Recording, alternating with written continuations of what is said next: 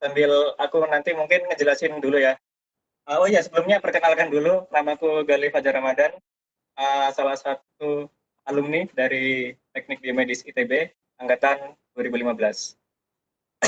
Terus ya, jadi nanti aku sebelum dimulai materinya, nanti aku bakal ngejelasin dulu aturan-aturan yang harus ditaati supaya materi hari ini bisa berjalan dengan lancar dan baik dan bisa kita amalkan ilmu-ilmunya.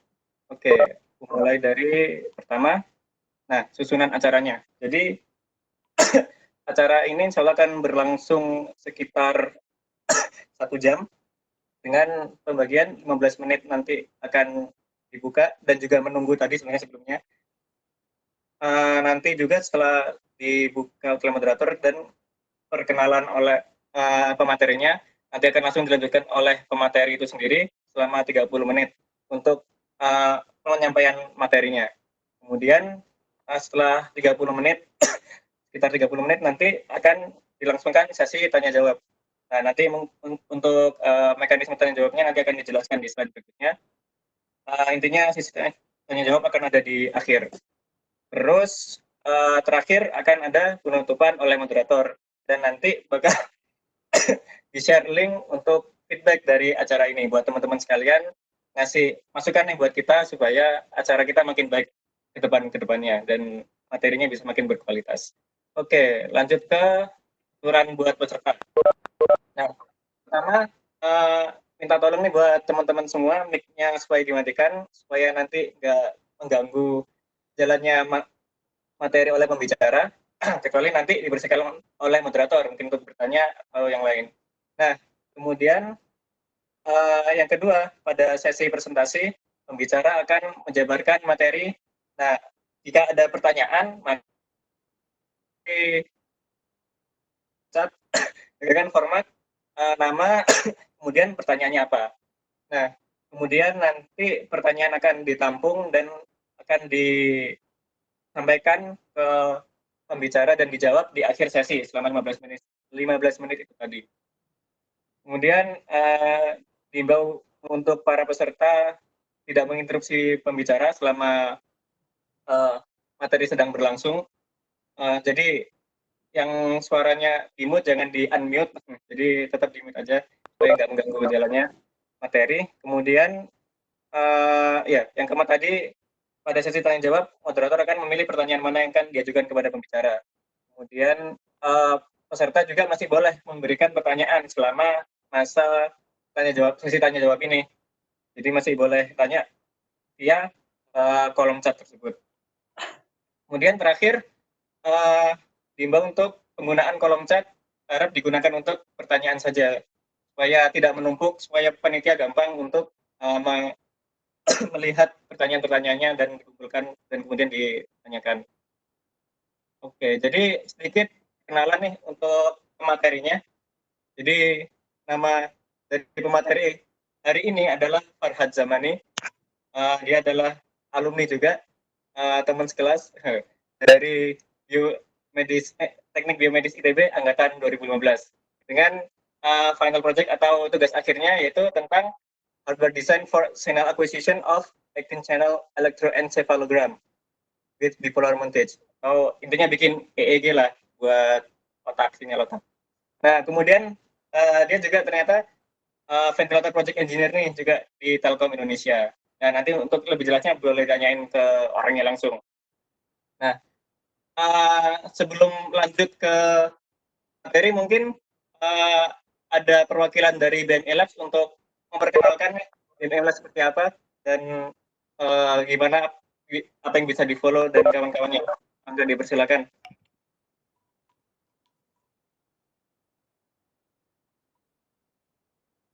Halo, selamat sore semuanya.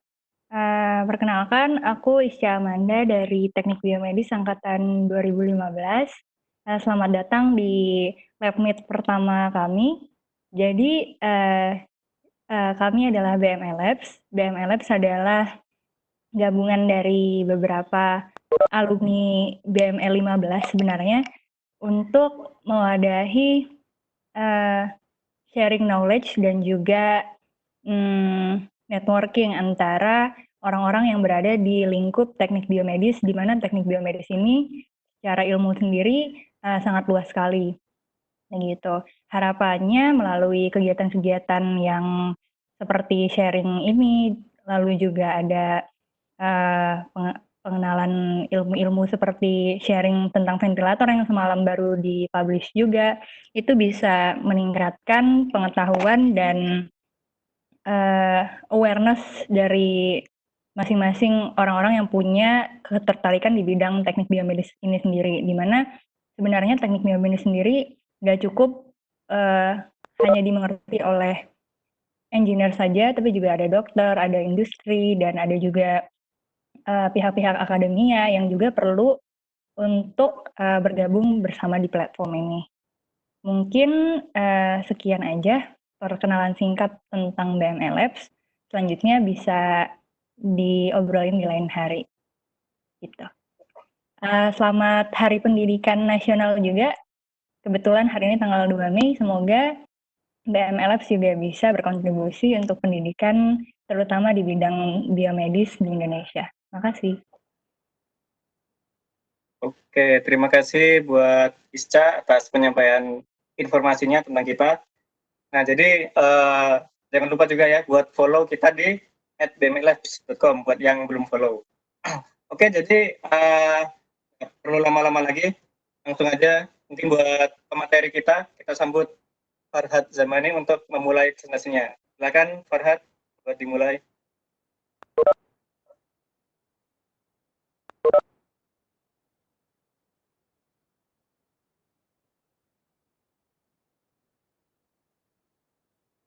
Tes tes. Dengar Had. Nah, udah kelihatan semua presentasinya? Di aku kelihatan sih. Udah ya, oke. Oke, sebelum dimulai, bismillahirrahmanirrahim. Assalamualaikum warahmatullahi wabarakatuh. Selamat datang teman-teman di Lab Meet pertama BME Labs. Dengan topiknya kali ini yang lagi hot-hotnya juga, banyak dibicarain dan mungkin sangat banyak industri dan mungkin universitas juga yang sedang membuat ini gitu, ventilator. Nah, mungkin sebelum mulai aku mau coba memperkenalkan diri dulu. Nah, nama saya Farhad Zamani. Bisa dipanggil Farhad aja nanti waktu diskusi-diskusinya. Saya lulusan Teknik Biomedis ITB. Fakultasnya itu di Sekolah Teknik Elektro dan Informatika angkatan 2015. Dan saat ini saya sedang bekerja sebagai engineer. Sebenarnya statusnya kontrak sih, kontrak statusnya sebagai engineer dan proyek yang sedang dikerjakan saat ini adalah ventilator. Gitu. Oke, mungkin langsung aja. Oh ya, ngomong-ngomong, mungkin yang saya omongkan setelah ini, kalau misal ada informasi-informasi yang kurang tepat dan teman-teman mungkin ada yang lebih tahu kali ya, lebih tahu dan mau mengkoreksi, nanti bisa disampaikan aja. Karena saya juga sedang belajar juga sebenarnya, gitu. Oke. Nah, ini kira-kira outline yang akan dibicarakan pada hari ini. Pertanyaan-pertanyaan yang coba dijawab, dan nanti kalau nggak kejawab bisa ditanyakan waktu diskusi. Pertama, kenapa ventilator itu penting dan bagaimana ventilator ini bisa menyelamatkan nyawa manusia, terutama saat mungkin nanti konteksnya bakal di saat pandemi seperti ini, COVID-19 itu seperti apa sih sebenarnya ventilator ini bisa menyelamatkan manusia gitu. Lalu kedua, sebenarnya prinsip kerja dari ventilator ini seperti apa sih? Lalu yang ketiga, jenis-jenis ventilator yang ada itu seperti apa aja? Lalu teknologi alat ini seperti apa? Lalu yang terakhir, pada akhirnya ventilator-ventilator yang dikembangkan oleh kampus, mungkin oleh industri, pada akhirnya gimana sampai alat itu bisa digunakan di fasilitas kesehatan, di rumah sakit, di klinik-klinik, dan digunakan oleh dokter. Seperti itu. Jadi mungkin nanti kalau misal ada pertanyaan-pertanyaan bisa dicatat di kolom chat. Dan sekarang, nah mari kita mulai. Nah, mungkin sebelum ngomong ventilator, dan ventilator kan erat kaitannya dengan sistem pernafasan ya. Mungkin sebelumnya aku coba pemanasan dulu kali, pemanasan tentang sistem pernafasan manusia. Nah, jadi waktu kita menarik nafas, itu diafragma tuh turun ke bawah. Diafragma berkontraksi, lalu volume paru-paru meningkat sehingga tekanan udara di dalam paru-paru ini menurun. Dan karena ada delta, ada perbedaan tekanan udara antara di luar paru-paru, mungkin normalnya 0 atmosfer ya, 0 atau berapa gitu. Dan di dalam paru-paru ini tekanannya negatif. Nah, udara kan mengalir dari tekanan tinggi ke tekanan rendah ya. Nah, oleh karena itu udaranya bisa masuk paru-paru dan nanti mengisi alveoli yang ada di paru-paru. Dan saat menghembuskan nafas, diafragmanya kembali lagi, sehingga volume paru-paru mengecil, terus tekanan udaranya yang ada di dalam paru-paru ini lebih besar daripada tekanan udara yang ada di luar, sehingga udaranya bisa keluar dari tubuh manusia. Gitu. Nah, sebenarnya prinsip kerja ventilator ini akan banyak kayak memanfaatkan dan menggunakan prinsip-prinsip kerja dari paru-paru dan prinsip kerja pernafasan gitu. Nah, terus bagaimana orang-orang yang terkena penyakit COVID-19 ini? Dan virusnya namanya itu Severe Acute Respiratory Syndrome Coronavirus 2. Itu nama virusnya. Nah, banyak kan di berita-berita sering diberitakan bahwa orang-orang yang terkena COVID ini susah bernafas, terus batuk-batuk, terus mengeluarkan banyak lendir. Nah, sebenarnya kenapa sih? Bahkan ada yang sampai stroke juga, dan bahkan komplikasi-komplikasi ke penyakit-penyakit lain. Nah, virus kan menyerang ke daerah ini ya, ke sistem pernafasan. Dan terutama di paru-paru sih.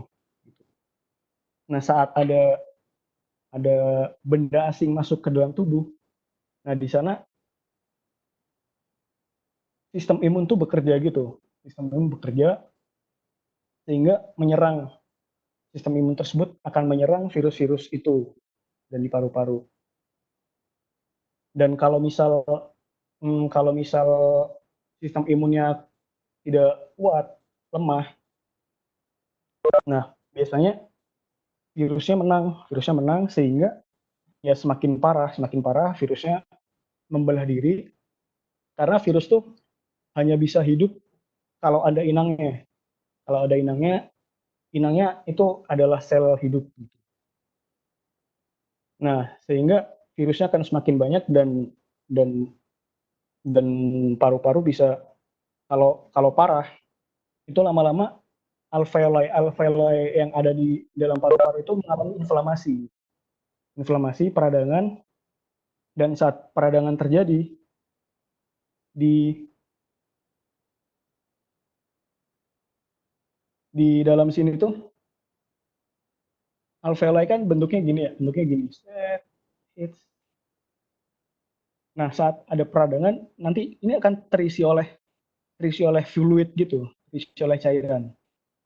Padahal alveoli ini kan tempat di mana O2 dan CO2 itu saling bertukar. Nah, karena terisi cairan dan proses pertukaran CO2 dan O2 ini terganggu, maka banyak ya kayak breathing difficulties, dan akhirnya kekurangan oksigen. Manusia kurang oksigen, sesak nafas, dan nantinya akan berdampak ke organ-organ lain gitu karena kekurangan oksigen. Jadi pada dasarnya sebenarnya kenapa ventilator ini dibutuhkan?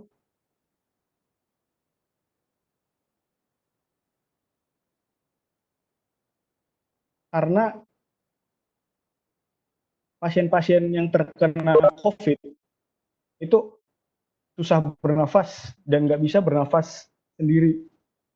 Nggak bisa bernafas sendiri karena paru-parunya dipenuhin, ada yang dipenuhin oleh cairan-cairan dan peradangan juga, ada yang nggak bisa berkontraksi juga, sehingga dia nggak bisa bernafas gitu, sehingga dia kekurangan oksigen.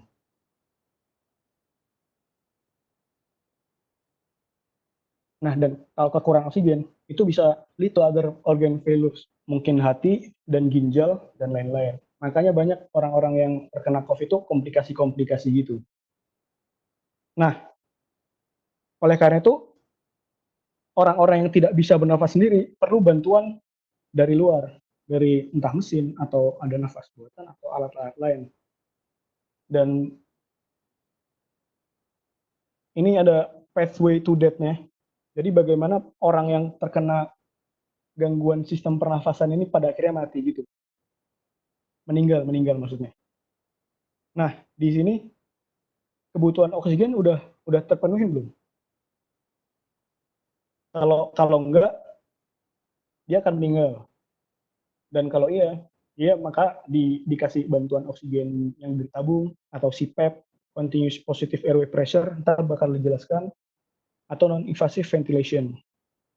Ini kondisi di mana saat pasien itu masih bisa bernafas sedikit-sedikit, dia bisa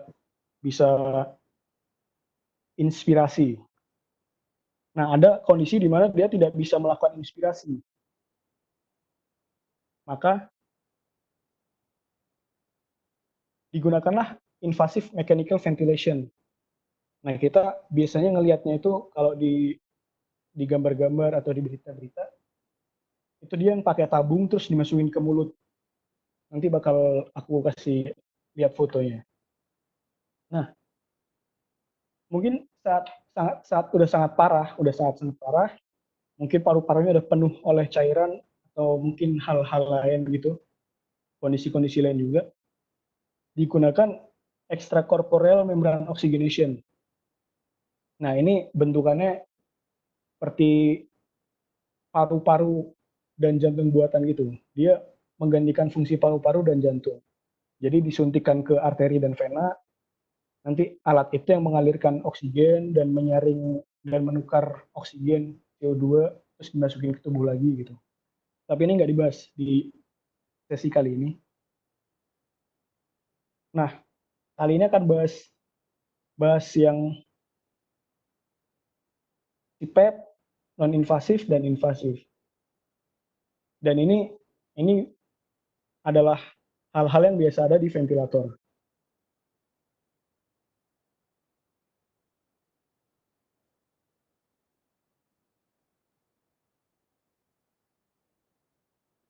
Nah, sekarang pertanyaannya adalah bagaimana pada akhirnya oksigen ini bisa dimasukkan ke dalam tubuh pasien gitu, ke dalam paru-paru pasien.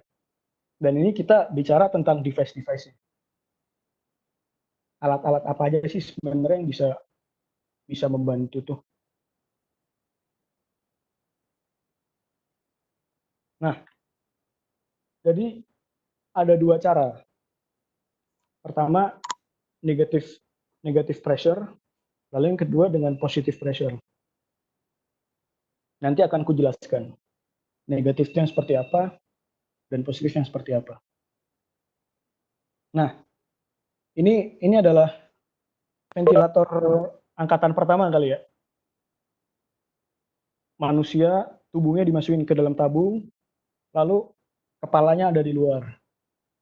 Nah, ventilator pertama kali itu dibuat dengan memanfaatkan prinsip negative pressure gitu. Tadi kan prinsip tekanan udara tuh mengalir dari tekanan tinggi ke tekanan rendah ya. Nah, maka dulu tuh orang membuat ventilator ini memanfaatkan prinsip itu. Jadi yang ada di dalam tabung ini tekanannya dikecilin sama negatif, sehingga paru-paru yang elastis itu dia akan mengembang. dia akan mengembang mengikuti tekanan yang ada di tabung ini, dan karena tekanannya negatif sehingga udara yang ada di luar itu akan bisa masuk ke dalam tubuh manusia. Lalu saat dia pengen ekspirasi, tekanan yang ada di dalam tabung ini diperbesar lagi, sehingga tekanan yang ada di luar tuh lebih kecil daripada tekanan yang ada di dalam tabung. Jadi ventilator ini tuh dimanfaatkan untuk membantu orang-orang yang biasanya fungsi paru-parunya tuh bermasalah. Dia entah tidak bisa berkontraksi atau mungkin yang lain-lain. Nah, ini adalah alat yang memanfaatkan, sebenarnya setelah ini isinya akan penjelasan alat-alat yang menggunakan prinsip positive pressure. Dan pada zaman sekarang juga sebenarnya kayaknya udah nggak ada lagi sih yang menggunakan ventilator seperti ini. Semuanya udah memanfaatkan prinsip ventilator dengan positive pressure gitu. Nah, ini alat yang paling sederhana. Banyak sebutannya sih, ada back valve mask, ambu bag, manual resusitator, atau self-inflating bag. Jadi dia dipegang di mulut, dan para medisnya itu mengangkat dagunya sehingga jalur nafasnya lancar. Lalu yang isinya udara ini dipencet-pencet gitu, dipencet tiap ada respiratory rate-nya, tiap berapa kali nafas per menit, dan tekanannya diatur juga, karena kalau tekanannya semakin tinggi paru-parunya bisa rusak. Dan di sini kalau ternyata pasiennya kekurangan oksigen, nah di sini ada inlet, ada kabel, bukan kabel, selang, nanti dihubungkan ke tabung oksigen, dan dia akan masuk ke reservoir bag-nya. Nah, jadi karena ditekan, jadi tekanannya tinggi, dan tekanan yang ada di dalam tubuh itu lebih rendah. Nah, udaranya akan bisa masuk ke dalam tubuh manusia.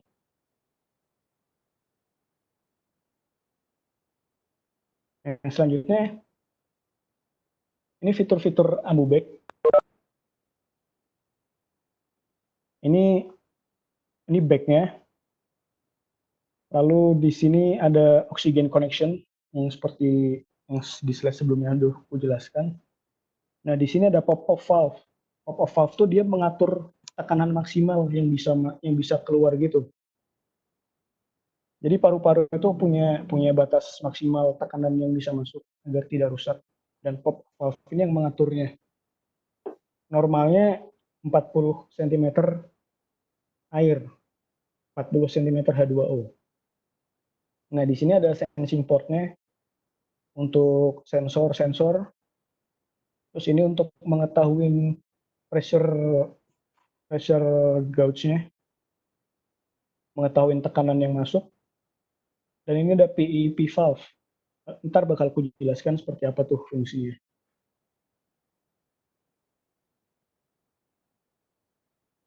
Nah, ini adalah ventilator yang sekarang ini banyak dibikin, low cost ventilator. Jadi dia memanfaatkan ambu bag, tapi dibuat otomatis gitu. Entah menggunakan gripper, jadi dia dijepit gitu, pakai motor, atau di sini pakai camshaft. Jadi semacam motornya muter, dan ntar camshaft itu akan menekan ambu bagnya periodically. Dan ini ada aturan-aturannya juga, nekannya seberapa kenceng, terus berapa kali, terus oksigennya berapa banyak, gitu-gitu.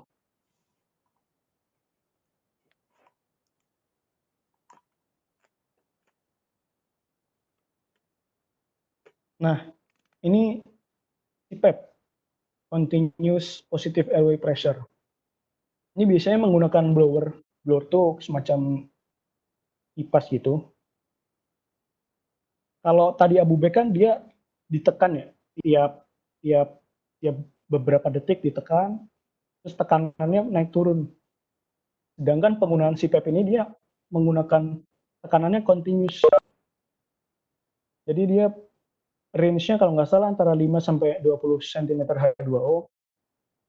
Jadi sepanjang selang ini dan di di hidungnya lalu masuk sampai ke paru-parunya, alat ini mengatur tekanan secara continuous. Jadi tekanannya sama terus. Tekanannya sama terus dan di paru-paru tekanannya akan sama gitu seperti tekanan yang diatur oleh alatnya. Untuk apa sebenarnya kita mengatur ini? Jadi ada orang-orang yang dia apa ya? Semacam kesusahan untuk nafas. Dan ini semacam mengasih initial pressure-nya gitu. Initial pressure agar kayak kayak waktu kita meniup balon. Waktu balon ditiupkan awal-awal agak susah tuh. Tapi waktu udah gede dikit, itu niupnya akan semakin gampang. Nah, prinsipnya kurang lebih seperti itu. Jadi biar paru-parunya itu nggak nggak kolaps, terutama alveolinya sih, bukan di paru-parunya. Nah, nanti tentang tekanan-tekanan akan dijelaskan di slide-slide selanjutnya. Ini kita lanjut dulu ke device selanjutnya. Nah, ini yang invasif. Tadi kan CPAP nggak invasif ya. Maksudnya tidak masuk ke dalam tubuh. Dia cuma ditaruh di hidung atau di mulut gitu. Nah, untuk kondisi orang-orang yang udah buruk banget paru-parunya, udah nggak bisa bernafas dengan baik. Nah, ini entah dimasukkan lewat mulut atau dia bikin lubang di dalam, bikin lubang di lehernya dan disalurkan ke bronkusnya gitu. Terus di sini dilihat, teman-teman bisa lihat di endotracheal tube dan di tracheotomy tube sebenarnya ada juga. Ada semacam balon. Nah, ini balon ini yang kayak menahan di tenggorokannya gitu.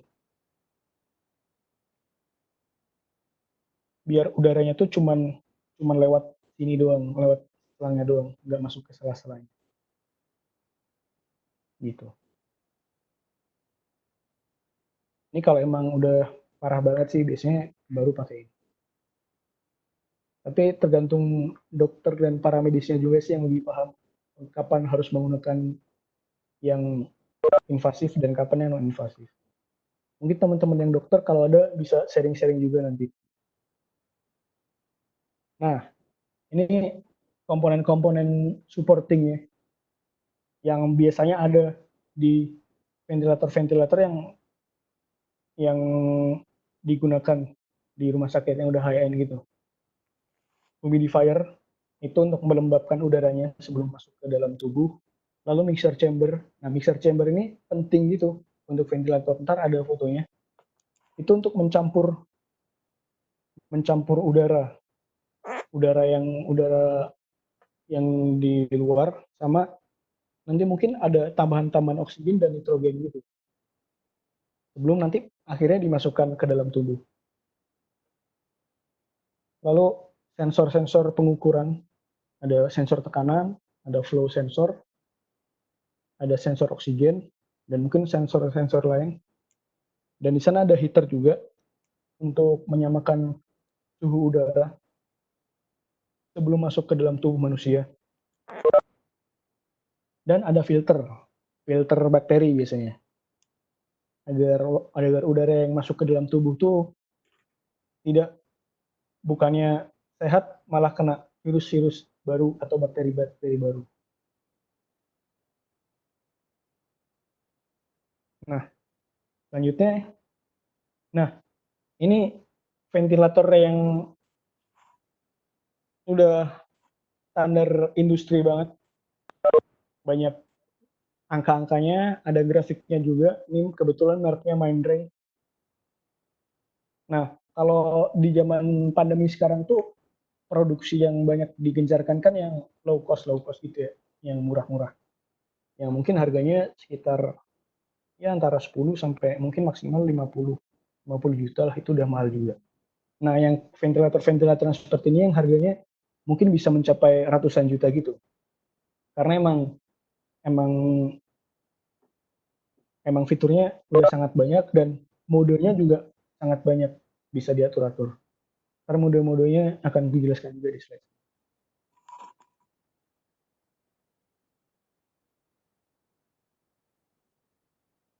Nah, tadi sebenarnya angka-angka yang ada di sini itu apa sih? 18, 7,5, 23, 97, dan seterusnya. Sebenarnya angka-angka itu apa sih, Mbak? Nah, jadi ventilator tuh punya key parameter yang diukur dan diset oleh medical personnel, entah dokter atau nurse itu. Mungkin yang udah belajar pasti udah belajar semua sih harusnya di SD atau SMP atau SMA ya, tentang sistem pernafasan. Tidal volume, respiration rate, FiO2, ini fraction of inspiration oksigen gitu. Jadi berapa persen oksigen yang masuk ke dalam tubuh. Ini rasio perbandingan inspiration dan expiration-nya. Lalu mode-nya seperti apa, mode-mode ventilasinya. Lalu PEP, play to pressure, dan PIP ini adalah parameter-parameter yang terkait dengan tekanan. Nanti akan aku jelaskan. Nah, mungkin pertama-tama ini dulu, breathing parameters. Jadi tidal volume itu adalah volume udara yang dimasukkan ke dalam paru-paru gitu. Berapa mililiter, dan biasanya itu ada pengukuran secara khususnya tergantung dengan berat pasiennya. Nah, ini pengukurannya biasanya dilakukan oleh medical personelnya. Lalu respiration rate-nya ini berapa kali nafas per menit gitu. Range-nya sangat banyak, dan ventilator tuh harus bisa mengadjust, memilih-milih gitu, mau tidal volumenya berapa, respiration rate-nya berapa, dan fraction of inspiration-nya berapa, kadar oksigennya, lalu rasio inhale exhale-nya ini berapa. Maksudnya inhale exhale ini, jadi 1 detik inhale, 1 detik exhale. Kalau misal 1:4 nih, 1 detik inhale, 4 detik exhale, dan seterusnya. Nah, lalu mode-modenya ada apa aja? Ada 2 pembeda yang umum. Ini umum banget sih. Ada 2 jenis. Yang pertama tuh assist mode. Assist mode itu maksudnya, jadi yang inisiasi pernafasan itu pasiennya. Jadi pasiennya narik nafas, karena pasiennya narik nafas, di sana di paru-paru tuh ada penurunan tekanan udara. Penurunan tekanan udara, dan hal itu akan dideteksi oleh sensornya. Sensornya ada di luar tubuh sih. Dideteksi oleh sensor. Nah, baru ventilatornya akan menghembuskan nafasnya ke dalam tubuh pasiennya sesuai dengan parameter-parameter yang udah di set sebelumnya. Jadi sebenarnya assist mode-nya juga set parameter breathing-nya itu di set juga.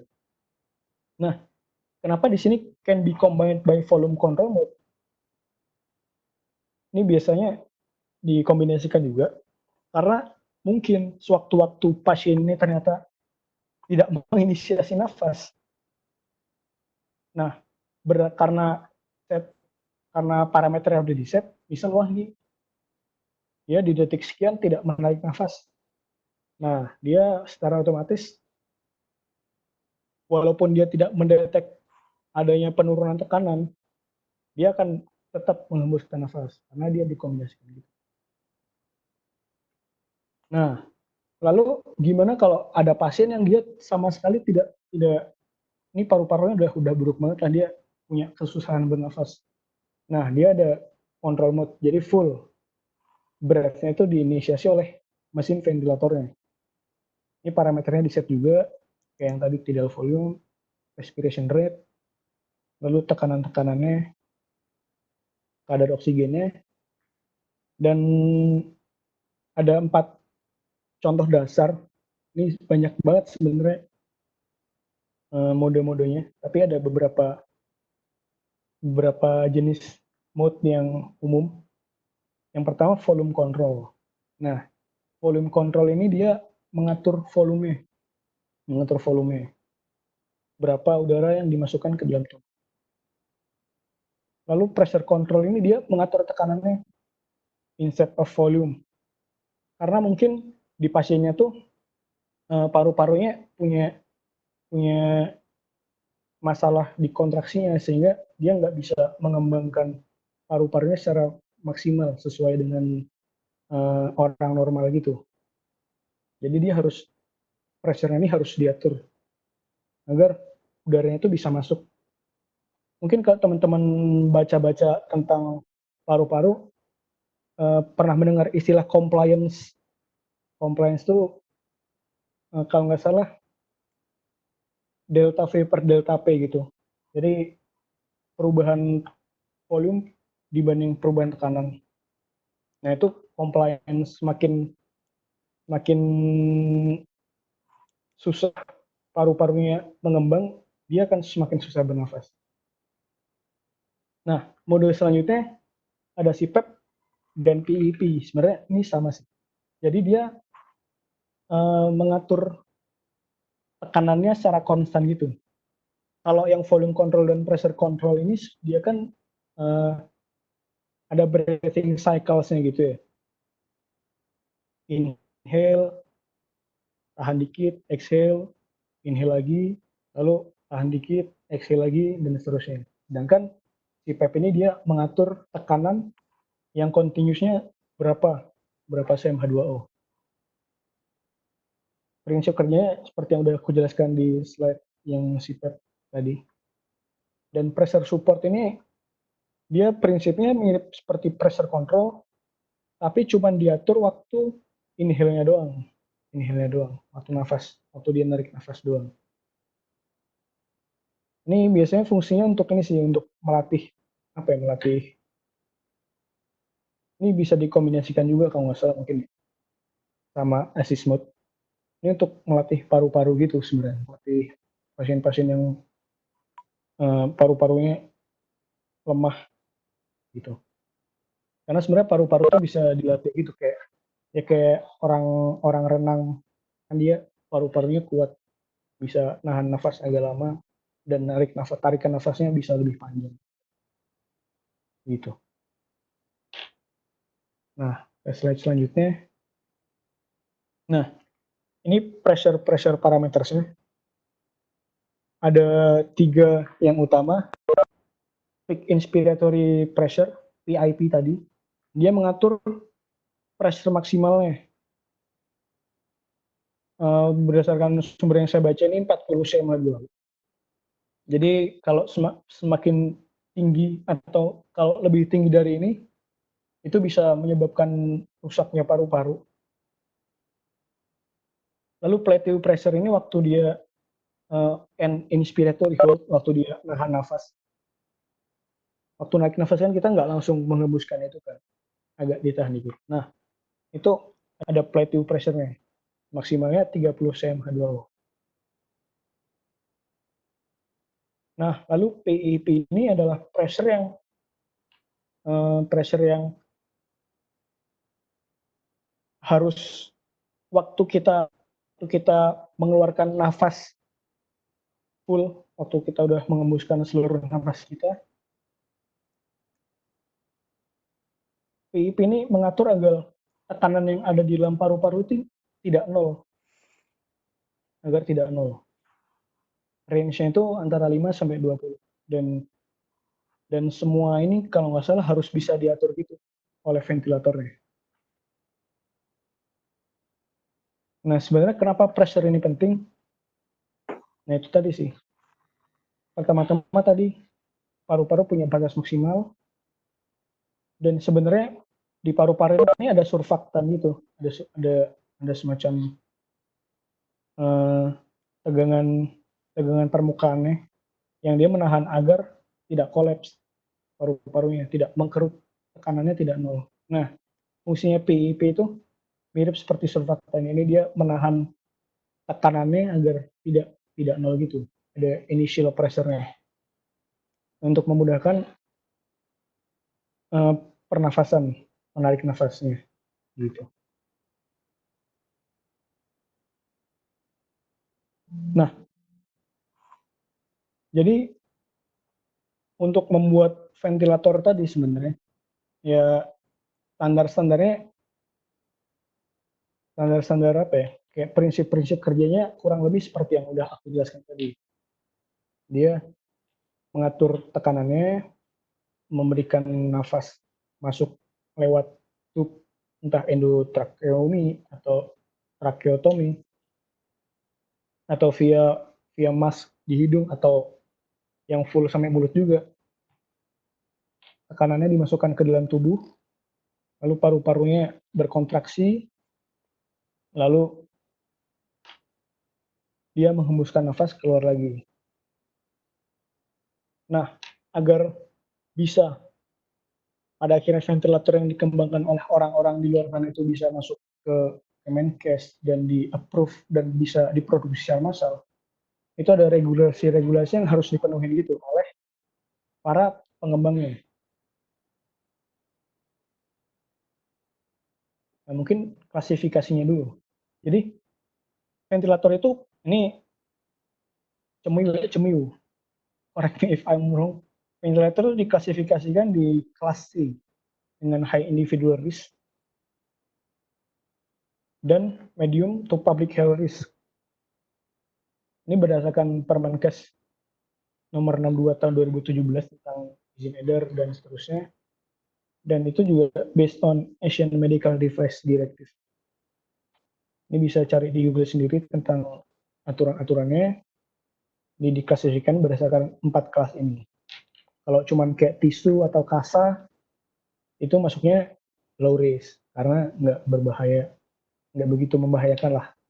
Nah, sedangkan ventilator ini kan urusannya udah ke paru-paru dan kalau ada flaw sedikit atau kerusakan sedikit akan berbahaya untuk keselamatan hidupnya pasien.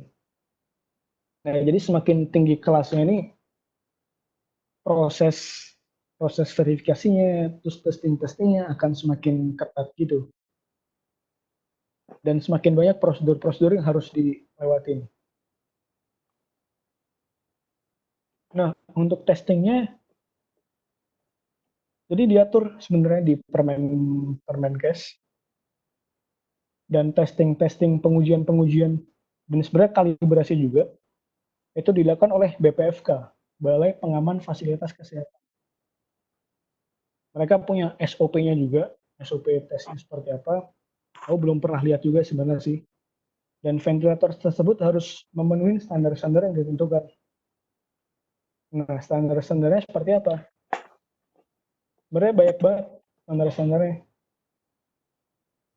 Dan di masa sekarang kalau nggak salah SNI-nya itu dibuka, dokumen SNI bisa diakses di akses strip.sni.bsn.co.id. Ini ada banyak SNI. Teman-teman bisa baca sendiri sih, mulai dari ventilatornya itu sendiri, lalu keamanannya, lalu selangnya seperti apa, terus monitor oksigennya seperti apa, dan lain-lain banyak banget. Dan ada standar based on standar ISO juga. Nah, jadi kalau teman-teman punya proyek dan pengen bikin ventilator sendiri, nah inilah standar yang harus teman-teman penuhin gitu agar bisa lolos ke Kemenkes dan bisa diproduksi secara massal. Tapi kalau nggak salah Kemenperin itu mempermudah proses pengujian verifikasi gitu. Tapi aku nggak tahu yang dimaksud dengan mempermudah ini seperti apa. Mungkin nanti teman-teman bisa sharing-sharing juga kalau ada yang tahu. Nah, ini contoh-contoh di Indonesia orang-orang atau mungkin lembaga-lembaga yang sudah berhasil berhasil membuat ventilator yang di Salman udah lolos uji Kemenkes, berarti yang di Salman ini udah memenuhi standar-standar yang dipenuhi oleh BPFK sehingga siap diproduksi massal. Dan Pindad juga, PTDI juga. Ya Pindad bikin senjata aja bisa, masa bikin ventilator nggak bisa kan ya. Lalu di Tom dosen ITB ini juga yang mengembangkan ventilator portable juga. Dia pakai prinsip, kalau yang di Salman ini kalau nggak salah dia pakai prinsipnya si Pep. Jadi dia pakai masker gitu, masker yang di mulut atau hidung. Dia mengalirkan tekanan yang konstan gitu dari blower, ntar dicampur oleh oksigen, lalu dimasukkan ke dalam tubuh manusia. Nah, sedangkan yang air Gens ini dia pakai prinsip yang abu bag tapi yang automated gitu. Jadi dia pakai gripper, kalau nggak salah ini dia ditekan oleh, ada penekannya pakai motor. Tiap tekanan itu dia akan mengalirkan udara lewat salangnya dan dimasukkan ke dalam tubuh manusia. Jadi sebenarnya bisa diatur-atur gitu. Kalau emang pengen pakai masker, pakai masker. Kalau emang pakai tube yang dimasukkan ke dalam mulut atau lewat tenggorokan, bisa pakai itu juga.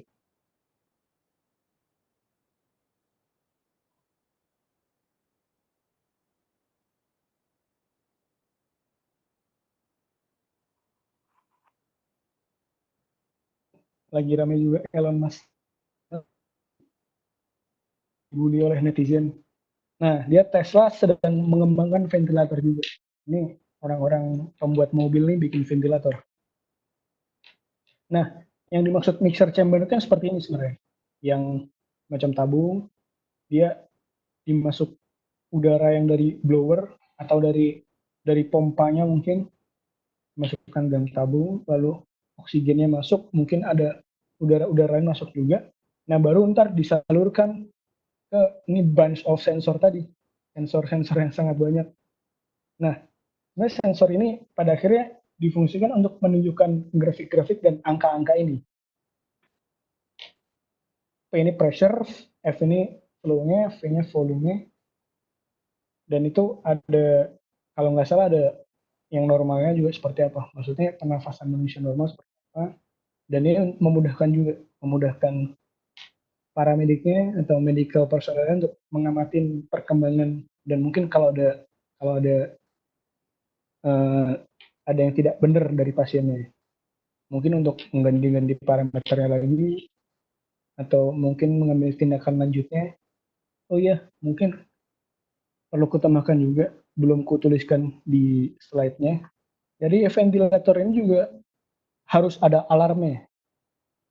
Alarmnya dalam artian kalau misal ada kegagalan di alatnya atau kegagalan di pasiennya, terutama mungkin ada loss of pressure ya, atau mungkin maskernya copot sehingga ada tekanannya hilang. Nah, alat ini harus bisa memberikan alarm gitu.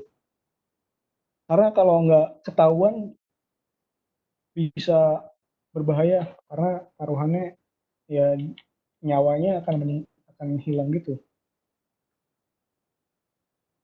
Sebenarnya alarmnya banyak kondisi-kondisinya gitu. Tapi salah satu contohnya yang kayak tadi, kalau misal maskernya copot atau ternyata paru-parunya makin parah dan seterusnya. Nah, ini orang-orang di belahan dunia manapun sedang membuat proyek-proyek ventilator. Di Instructable sebenarnya banyak juga proyek-proyek yang bisa teman-teman lihat. Dan ini mungkin saya ambil 2 contoh open source project yang banyak diikutin oleh orang-orang yang sedang mengembangkan ventilator low cost. Yang pertama dari oxygen.protofy.xyz. Dia pakai camshaft prinsipnya. Dia ini ada muter ini dia akan menekan ambu bagnya. Lalu yang MIT ini dia pakai gripper prinsipnya gitu. Nah, mungkin gini aja, waktunya juga udah habis. Terima kasih teman-teman atas perhatiannya. Aku kembalikan ke moderator. Terima kasih. Oke, makasih banget juga buat Farhad atas materi yang tadi tentang ventilator 101-nya dari awal sampai akhir. Oke, jadi itu tadi penyampaian materinya. Sekarang kita lanjut ke sesi berikutnya, yaitu sesi tanya jawab. Nah, dari kolom chat komentar, aku baru melihat satu pertanyaan sih. Langsung aja mungkin ya ditanyain dan dijawab oleh Farhad. Sambil nanti teman-teman yang lain kalau ada pertanyaan langsung aja di chat di kolom komentar, langsung di dengan format nama, strip, pertanyaannya apa. Oke, jadi ini dari Fakih nanya, Hat, apa ada efek samping pada pasien jika memakai ventilator low cost dalam waktu yang lama? Oh, enggak, langsung dijawab aja, Hat.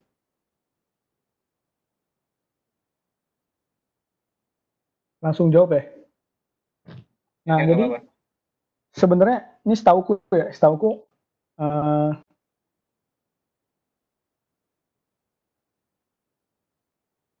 ini kan yang termasuk low cost ya, yang Ambu ventilator,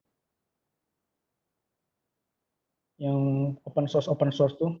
Dan kalau dibandingkan sama yang high end, nah sebenarnya kalau dari dampak atau efek sampingnya sendiri sebenarnya menurut apa ya, kalau nggak salah tuh sebenarnya nggak ada sih, sebenarnya harusnya nggak ada, karena kalau pada akhirnya mereka udah masuk ke BPFK dan diuji dan di akhirnya produksi massal dan digunakan oleh pasien, efek samping, maksudnya kalau efek samping dari low cost-nya sendiri sebenarnya nggak ada, tapi fitur-fiturnya di di sangat dikurangin gitu, fitur-fiturnya bener-bener yang esensial aja, dan angka-angka yang ditunjukkan tuh nggak sebanyak ini gitu. Mungkin kalau dari efek sampingnya sendiri itu bisa penggunaan ini sih, penggunaan nah penggunaan yang invasif sebenarnya. Kalau dibandingkan dengan CPAP kan dia nggak masuk ke dalam tubuh ya, nggak masuk ke dalam tubuh. Sedangkan kalau yang invasif ini dia masuk ke dalam tubuh dan bisa jadi dia menyebabkan iritasi gitu, karena ini bersentuhan dengan tenggorokan langsung dan mungkin kegesek-gesek gitu. Dan kalau nggak salah emang apa ya, penggunaan invasif ini di di yang saya baca-baca tuh emang kalau kelamaan terlalu apa ya, digunakan terlalu lama tuh bisa menyebabkan hal-hal ya kayak apa ya, kayak iritasi tadi itu. Tapi kalau low cost dibandingkan yang high end itu sendiri, kalau nggak salah nggak ada sih. Mungkin teman-teman yang tahu bisa sharing gitu tentang ininya. Gitu sih paling kurang lebih. Oke, makasih buat Farhad atas jawabannya. Mungkin kalau Fakih ada tanggapan atau yang kurang jelas bisa nanti tanyain lagi di kolom chat komentar buat nanti kita diskusi. Nah, terus kita coba pindah ke pertanyaan yang lain ya. Dari ini deh, aku mau coba dari pertanyaan dari Avan. Avan nanya nih, Hat, untuk ventilator low cost, keterbatasan apa sih yang paling besar dibandingkan dengan ventilator yang high end? Karena kita tahu ventilator ini selain dibutuhkan oleh pasien, juga dibutuhkan untuk bayi yang baru lahir dan memiliki masalah di paru-parunya. Terima kasih sebelumnya. Oke, mangga Farhad, bisa dijawab Oke. untuk pertanyaan dari Afan. Ini setauku tuh keterbatasan yang paling besar ya dibandingkan dengan high end tuh kayak durasi penggunaannya. Maksudnya secara continuous ya. Soalnya kan apa ya? Karena alat-alat dan komponen-komponen dan mungkin komponen-komponen yang dibutuhkan yang digunakan oleh ventilator low cost tuh lebih murah dan ketahanan penggunaannya juga nggak sebagus yang high end, sehingga ventilator low cost ini punya batas waktu yang lebih pendek gitu untuk digunakan secara kontinu, misal 5 hari secara terus menerus atau 1 minggu secara terus menerus. Sedangkan yang high end ini mungkin bisa lebih lama gitu untuk penggunaannya.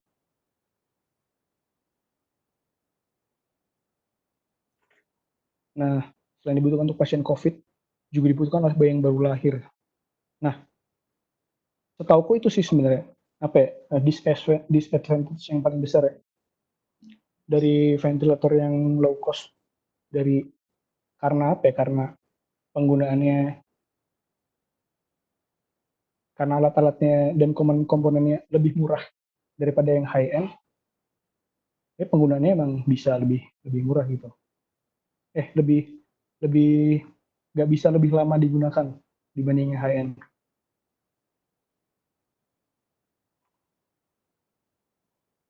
Gitu sih. Oke, sip. Kembalikan ke Oke, oke. Oke, untuk meningkat waktu mungkin kita lanjut aja langsung ke pertanyaan berikutnya. Sama kayak sebelumnya, mungkin kalau Avan apa ada follow up bisa di kolom komentar. Dan selanjutnya nih Hat, dari Madeline. Kemarin ini ada dengar kabar terbaru penggunaan ventilator sudah nggak lagi efektif buat penyembuhan COVID karena bisa digantikan perannya sama antibiotik. Benar nggak sih Hat? Atau kondisi seperti apa yang memang hanya bisa dibantu oleh alat? Oke, silakan Farhat untuk dijawab. Oke. Nah, tadi kan apa ya? Ventilator ini pada dasarnya digunakan untuk membantu pasien bernafas karena dia nggak bisa bernafas oleh dirinya sendiri gitu. Dan proses penyembuhan COVID ini kan sebenarnya dari virusnya itu sendiri ya. Gimana virus itu bisa dibasmi dari tubuh. Nah, sedangkan ventilator ini cuma membantu pasien bernafas saja, pasien bertahan hidup. Karena kalau dia nggak bisa bernafas, ya dia otomatis akan meninggal. Nah, emang apa ya? Emang pada dasarnya sistem imun kita gitu, sistem imun kita sendiri yang orang-orang pasien-pasien yang sembuh tuh virus-virusnya kalau nggak dibunuh oleh vaksin dan antibiotik, ya sistem imun itu sendiri. Tapi harapan hidup dia diperpanjang oleh ventilatornya. Dan emang pada akhirnya yang bisa membunuh virus-virus itu ya either imun atau antibiotik. Dan ventilator ini sendiri emang nggak bisa menyembuhkan COVID itu. Tapi ventilator ini jadi esensial karena pasien-pasien COVID itu dia nggak bisa bernafas dengan baik dan benar gitu, kekurangan oksigen. Karena kekurangan oksigen itu dia ya organ-organ lain jadi kena komplikasi gitu karena tubuh manusia kan butuh oksigen. Kurang lebih gitu sih. Oke, sip. Makasih Farhat. Oke, kita lanjut lagi ya ke pertanyaan berikutnya. Nah, ini ada 2 pertanyaan yang berhubungan nih dari pertanyaan Jonathan. Apakah di Indonesia ada produsen ventilator high-end dalam skala industri? Di Indonesia apakah udah ada? Sama pertanyaan dari Hugi. Kalau di Telkom sendiri itu masih riset atau udah produksi secara masif? Gimana, Hat? Oke, kalau di Indonesia sendiri produsen ventilator high-end dalam skala industri kurang tahu aku, kurang tahu sebenarnya. Yang industrinya mana, mereknya gimana. Jadi yang ini tidak bisa menjawab. Tapi kalau nggak salah emang yang produk-produk produk-produk yang kelas C, kelas D itu yang high end emang banyaknya masih dari luar sih kita menggunakan. Tapi kalau misal ada mungkin bisa, kalau misal ada yang tahu bisa di-share juga. Nah kalau dari Hugi itu, kalau di Telkom sendiri masih pengembangan sih Jay, masih riset gitu dan belum produksi secara masif. Jadi masih mengembangkan alatnya. Gitu. Sip. Oke, terus berarti tinggal dari Habi. Nah, bagaimana proses pengukuran volume pada ventilator? Apakah menggunakan metode pengukuran indirect atau ada parameter tertentu dengan menggunakan teknologi sensor tertentu? Akan Hat, dijawab Hat. Oke. Nah, kalau pertanyaannya Habi ini cara mengukur volume ya, karena tadi sensor-sensor yang digunakan cuman tekanan, suhu, sama oksigen kalau nggak salah. Nah, sebenarnya kalau volume ini untuk sensornya sendiri aku waktu bikin waktu sedang proses desain alat tuh nggak pakai sensor volume sih, tapi pakai sensor tekanan diferensial gitu, sensor tekanan diferensial, dan nanti pakai prinsip prinsip pipa Venturi gitu gitu, yang P1 tambah setengah rho V kuadrat tambah rho GH sama dengan P2 tambah setengah rho V kuadrat tambah rho GH gitu. Jadi nanti gini, bentar.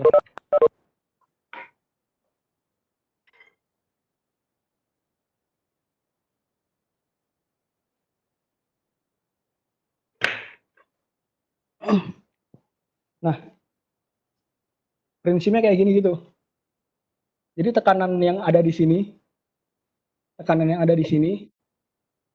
terus tekanan yang sama tekanan yang ada di sini, itu kan ada perbedaan tekanan ya, perbedaan tekanan. Nah, sedangkan kalau pakai prinsip debit A area kali velocity sama dengan area kali velocity di seluruh tabung gitu kan. Nah, ada penurunan rumusnya gitu untuk mengukur volume per sebenarnya volume volume per waktu gitu, bukan volume aja. Jadi emang pakai mengukur beda tekanannya gitu sih, nanti diturunkan di rumus untuk mengukur volume. Untuk sensor volumenya sendiri sebenarnya uh, aku belum belum ngecek lagi sih sebenarnya untuk tapi untuk sejauh ini aku pakai prinsip yang seperti itu. Gitu sih. Ayo aku kembalikan ke moderator. Oke, sip. Kasih lagi Hat buat jawabannya. Nah, ini ada satu pertanyaan lagi nih, terakhir. Atau mungkin kalau ada lagi nanti bisa disambung lagi sih. Nah, jadi Avan mau nanya lagi nih. Jadi selain lama penggunaan alatnya, apakah ventilator low cost bisa mengatur tekanan seperti yang dijelaskan sebelumnya? Selanjutnya, apakah penggunaan alat ini bisa berulang atau hanya diperuntukkan untuk satu ventilator dan tidak dapat digunakan buat pasien lainnya? Oke, silakan dijawab, Hat.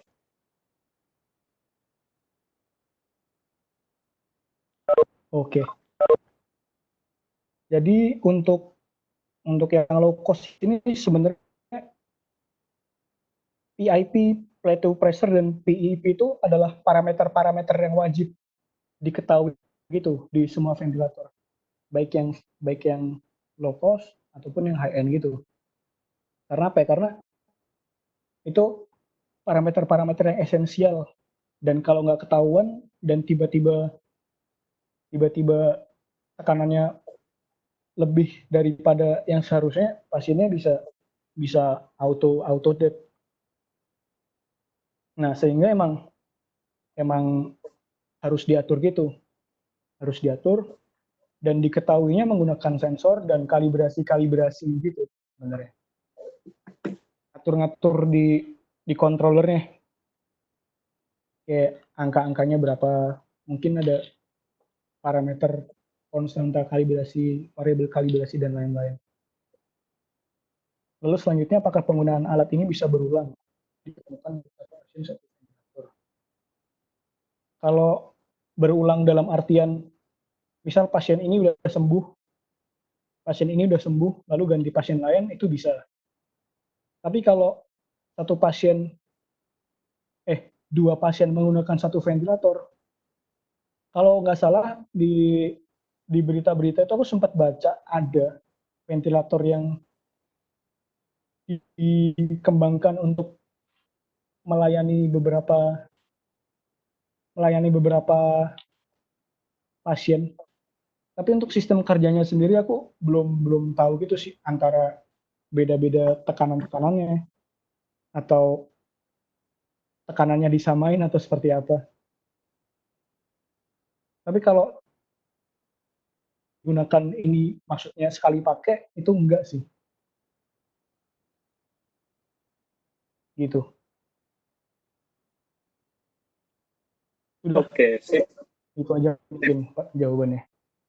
Oke, kita ini satu lagi pertanyaan nih, terakhir nih dari Habi. Mungkin buat pertanyaan berikutnya bisa mungkin disampaikan di lain waktu, bisa di media atau di tempatnya atau lainnya. Nah, ini dari Habi, izin bertanya lagi nih. Dengan penggunaan metode pipa Venturi tersebut dapat mengakomodir akurasi pengukuran compliance-nya yang membandingkan perubahan tekanan dan volume. Agak, terima kasih.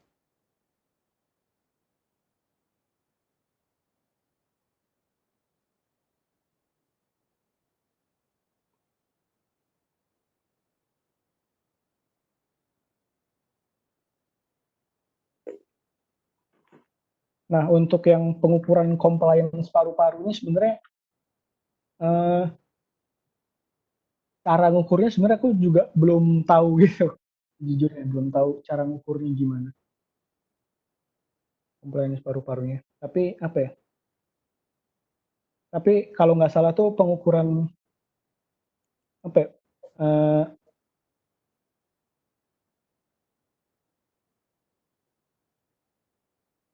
apa ya, mungkin ku jawab di kapan-kapan aja kali ya tentang yang compliance ini aku tidak mau ngomong tapi tidak tidak tahu.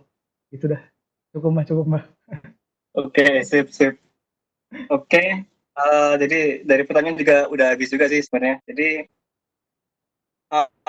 mungkin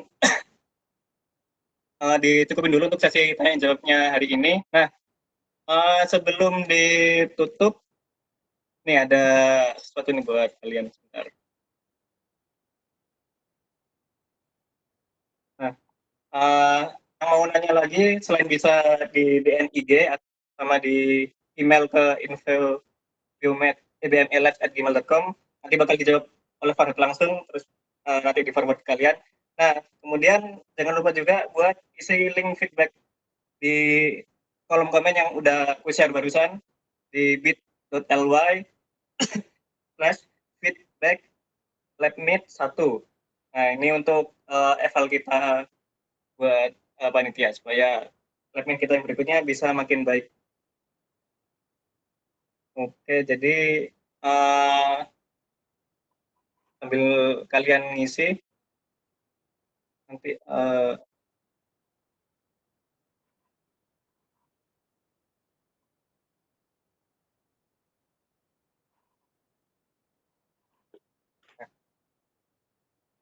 bisa dilihat. Nah, di situ buat feedbacknya.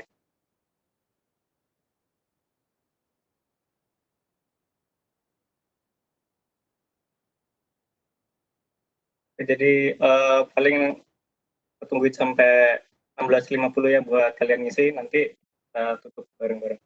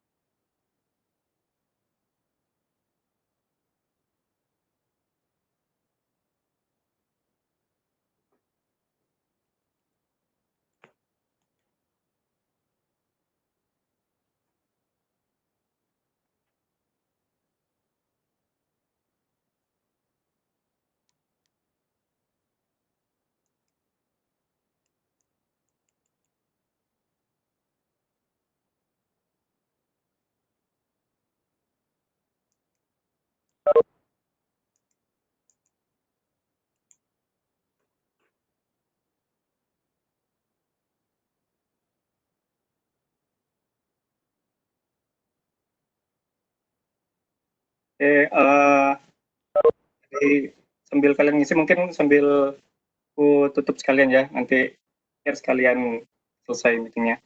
Nah, terima kasih buat teman-teman semua atas kehadirannya. Jangan lupa tadi follow IG kita di BME Labs, di Instagram, di follow untuk tahu event-event kita selanjutnya.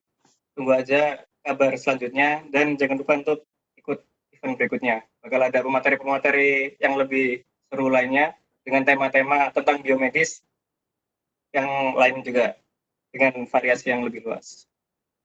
Terus jangan lupa juga diisi feedbacknya. Oke, mungkin itu dulu buat pertemuan kita hari ini. Tadi kalau masih ada pertanyaan, kalian bisa nanya lewat DM IG yang tadi, atau email ke info.bmlabs@gmail.com. Oke, mungkin itu aja buat hari ini. Terima kasih lagi buat kalian semua. Terima kasih juga buat Farhad atas materinya yang sangat bermanfaat dan menginspirasi kita semua. Buat nanti mungkin kedepannya jadi ada nih teman-teman yang bisa bikin ventilator, atau bahkan bikin startup yang bikin ventilator nanti, yang jadi tadi yang ditanyain tadi, bakal ada yang bisa ngasilin ventilator high end yang ada di Indonesia, jadi kita bisa produksi sendiri. Oke, sekian dari kami. Mohon maaf atas segala kekurangan hari ini. Terima kasih lagi atas kehadirannya. Sekian dari kami. Wassalamualaikum warahmatullahi wabarakatuh.